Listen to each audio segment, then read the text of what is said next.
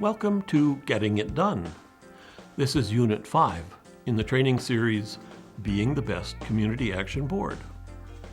The CSBG law requires a CSBG-funded entity to have a tripartite board that fully participates in the development, planning, implementation, and evaluation of the program. In this unit, we are going to look at the board's responsibility for implementation. When we talk about implementation, we include all the activities that turn plans into actions, which produce results. The executive and employees are responsible for implementation. The board is responsible for oversight.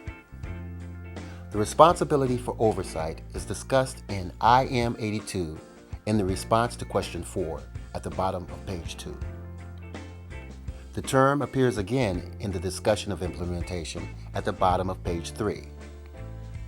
Some of the key words in discussion of implementation and oversight include regular attendance, thorough familiarity, decision-making based on sufficient information, stay informed, receive periodic reports, timely awareness. In order to conduct useful oversight, the board needs to answer 3 questions. 1. What do we need to know? 2. How do we find it out? And 3. How do we make sense of it when we get it? What does a board need to know? The answer to that question could get very long. Most CAAs deliver quite a number of services.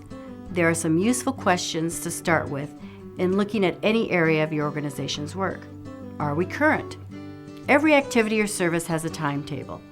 A certain number of persons or households needs to be served each month. Roughly 1/12 of the budget should be spent per month or 1/4 per quarter. These targets or benchmarks are part of the plan for every activity or service. Have conditions changed? Timetables, benchmarks, and budgets were created based on many assumptions. A heat wave or a blizzard could both make services harder to deliver and increase the demand for services. The effects of such events should be reflected in operational and program reports. A business closing or opening could change the number and kinds of jobs available in the community. Suddenly, more people might need your services. More optimistically, some of the low-income people your CAA has been working with could become employed. Because a community action agency relies heavily on public money, your community is likely to be interested in what it costs to deliver services. That concern is likely to take 2 forms. What does it cost to produce a success? And what % of the budget goes to running the organization as opposed to delivering services? Recall that in Goal 1, Objective 1, success is a low-income person obtaining a job. For example, if your organization had an employment readiness program that cost $500,000, which 236 people completed last year, you might think that was a resounding success for $2,100 per graduate. However, if only 48 of those 236 graduates obtained jobs, your community might think your program was too expensive at $10,400 per person employed. The public, as well as your funding sources, are interested in your organization's administration costs. These are the expenses you have to run the whole organization. They are expenses that support and benefit all of your activities and services. Compensation and fringe benefits for the executive, financial, and human resource officers are a large part of administration costs. Members of the finance staff and central office support staff also count. Organizational liability insurance and the annual audit are other examples of administration costs. Other useful questions to bring to board business items are, should we be worried? If so, how worried? How long do we have before something serious happens? What is our next step?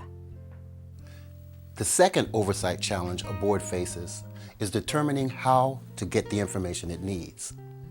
Keys to obtaining needed information are: know who has the information, understand how the information is obtained or produced, and determine whether the information that is produced answers the right questions. Who has the information the board needs should be easy to determine. The finance director should provide all information about revenue and expenses. Either the human resources or the finance officer has information on compensation and fringe benefits. Program managers should tell the board what services have been delivered and how many persons or families received them. Your organization needs to have a client information system that collects and reports on services delivered by many programs, as well as the characteristics of persons who receive the services. Even then, you want your program managers to review the reports and assure the board they are accurate. You might have one or more persons who are not program managers provide the board with information about facilities or equipment or vehicles if those are significant assets.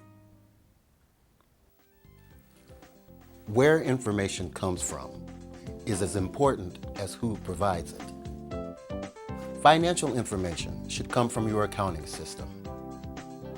You should be concerned if more than one person provides financial information to the board.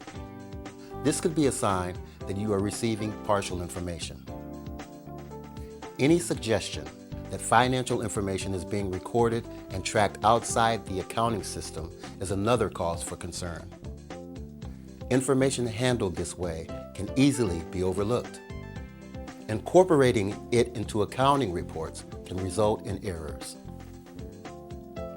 Computerized client and services information systems introduce problems along with their power. HUD, for example, requires grantees to use a specific tracking and reporting system. So do many other programs. Over time, a couple of software packages have emerged as the choice of a large number of Head Start programs. But these are not useful for other programs and services. Client services systems information seldom matches up across programs.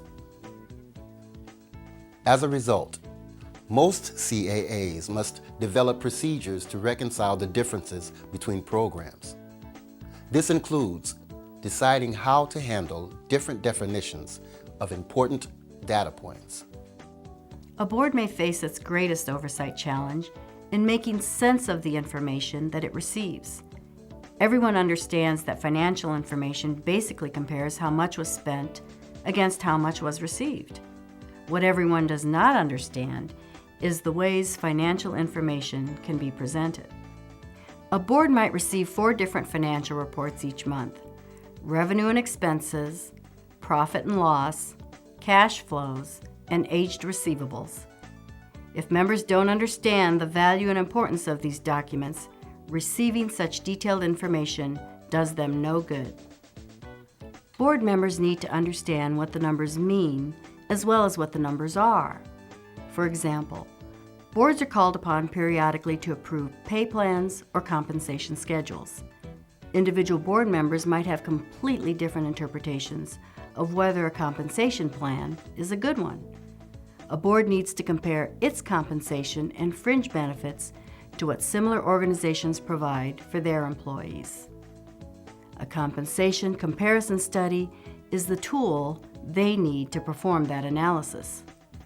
Please remember that as a board member, it is your responsibility, when in doubt, to ask. Here are a few dumb questions that are always in season. I didn't understand. Would you please explain that differently? Why is that important? What if we keep doing what we're doing? Why is what you are proposing better than what we're doing? What alternatives do we have? How much time do we have to make this decision? We are going to look at specific forms of oversight in the next 3 units. Financial oversight in Unit 6, program oversight in Unit 7, and administration oversight in Unit 8. Until then, thank you for your attention to this presentation. and for your service on your Community Action Board.